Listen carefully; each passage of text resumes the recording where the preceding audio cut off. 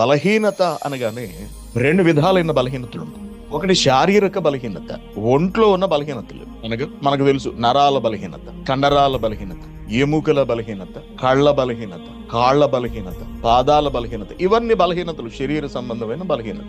రెండవ బలహీనత, ఇది చాలా కీలకమైనది, ఇదే ఆధ్యాత్మిక బలహీనత అనగా ఆత్మలో బలహీనత.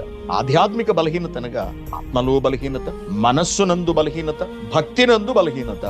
బలహీనత ఎప్పుడూ ఉండదు, బలహీనత అప్పుడప్పుడు వస్తూ ఉంటుంది. ఏ బలహీనత?